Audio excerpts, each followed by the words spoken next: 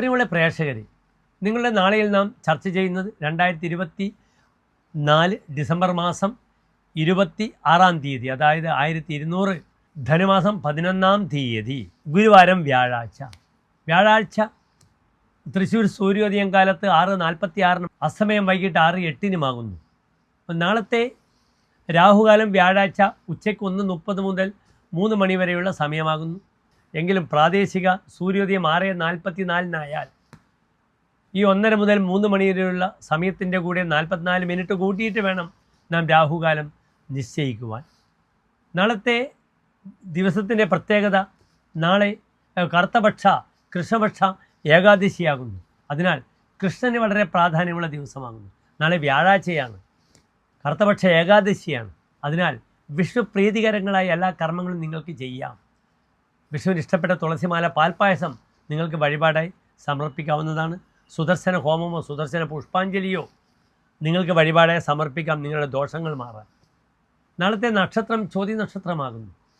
വളരെ വിശേഷപ്പെട്ട നക്ഷത്രമാണ് ചോതി നക്ഷത്രം. വെളുത്ത പക്ഷത്തിലെ ചോതിക്ക് വളരെ ഗുണമുണ്ട്. സ്വാത്യാം സാഗരശുക്തിപതിതം തൻ മൗക്തികം ജായത എന്നാണ് പ്രമാണം.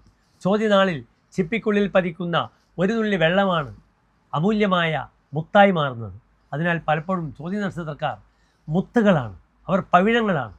അവർ അനർഘ്യങ്ങളായ പ്രകാശത്തെ, സൗരഭത്തെ, അതേ രീതിയിൽ എല്ലാ വിഷയങ്ങളിലും മറ്റുള്ളവർക്ക് മാതൃകയാകുന്നു ചോതി നക്ഷത്രക്കാർ. നാളെ എല്ലാ കർമ്മങ്ങൾക്കും ശുഭമുഹൂർത്തമായി നിങ്ങൾക്ക് കാലത്ത് 9:45 മുതൽ 11:45 വരെയുള്ള സമയം സ്വീകരിക്കാവുന്നതാണ്. രാഹുക്ഷേത്ര ദർശനവും നാളെ വളരെയധികം ഗുണം ചെയ്യും.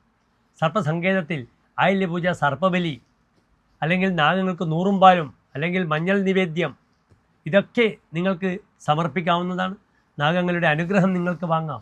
ഓം രാഘവേ നമഃ, ഓം കേതവേ നമഃ എന്ന പഞ്ചാക്ഷരി മന്ത്രം വളരെയധികം നിങ്ങൾക്ക് ഉപകാരപ്പെടുന്ന മന്ത്രമാകുന്നു. സർപ്പപ്രീതി നിങ്ങൾ ചെയ്യണം. ആരോഗ്യ പുത്രാപ്തിയെ, നിങ്ങളുടെ ആരോഗ്യത്തിനും നിങ്ങളുടെ സന്താന ശ്രേയസ്സിനും സർപ്പപ്രീതി ചെയ്യുന്നത് വളരെയധികം ഗുണമാണ്. എല്ലാ പ്രിയപ്പെട്ട പ്രേക്ഷകർക്കും ശോഭനമായ നല്ല നാളെ പ്രാർത്ഥിക്കുന്നു. നന്ദി, നമസ്കാരം.